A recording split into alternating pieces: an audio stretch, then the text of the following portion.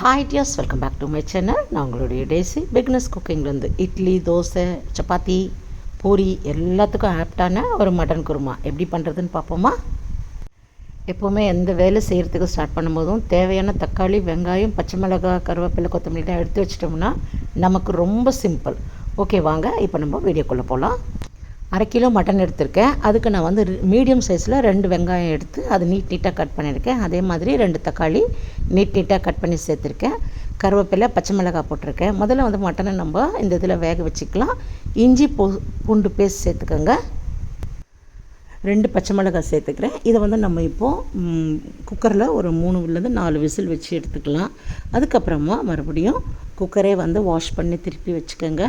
அதில் வந்து நம்ம 2 டேபிள் ஸ்பூன் எண்ணெய் ஊற்றி அதில் வந்து கொஞ்சம் சீரகம், சோம்பு, அதுக்கப்புறம் வந்து ஒரு வெங்காயம் வந்து நல்லா பொடியாக கட் பண்ணியிருக்கேன். கருவேப்பிலை, பச்சை மிளகாய் எல்லாம் சேர்த்துக்கலாம். சேர்த்து நல்லா ஒரு வதக்கிடுங்க. அதுக்கப்புறம் 2 தக்காளி வந்து பேஸ்ட் அரைச்சிருக்கேன். அதை நம்ம ஊற்றிக்கலாம். நீங்கள் எடுக்கிற மட்டனை பொறுத்து நீங்கள் வெங்காயம், தக்காளி கிரேவி இல்லை குருமா குழம்பு வேணும் எவ்வளோ வேணுமோ அதுக்கு தகுந்த மாதிரி நம்ம போட்டுக்கலாம். இதில் மறுபடியும் கொஞ்சம் இஞ்சி பூண்டு பேஸ்ட் சேர்த்துருக்கேன். சமையலில் எவ்வளோ இஞ்சி பூண்டு பெப்பர்லாம் நம்ம சேர்த்துக்கிறோமோ அவ்வளவும் உடம்புக்கு நல்லது. இப்போ வந்து இதில் நான் தேவையான அளவுக்கு உப்பு சேர்த்துட்டு அதுக்கப்புறம் கொஞ்சம் காரத்துக்கு குழம்பு மிளகாத்தூள் சேர்த்துக்கிறேன். நல்லா வந்து அதுக்கப்புறமா வந்து நம்ம இதை நல்லா ஒரு வதக்கிட்டு அதுக்கப்புறமா நம்ம வேக வச்சுருக்கிற மட்டனை இதில் சேர்த்துக்கலாம். காரம் வந்து உங்களுக்கு தகுந்த மாதிரியும் உப்பும் உங்களுக்கு தகுந்த மாதிரி நீங்கள் சேர்த்துக்கோங்க. நான் வந்து கொஞ்சம் காரம் அதிகம் போடுவேன். ஏன்னா எங்கள் வீட்டில் காரம் ரொம்ப நல்லா சாப்பிடுவார்.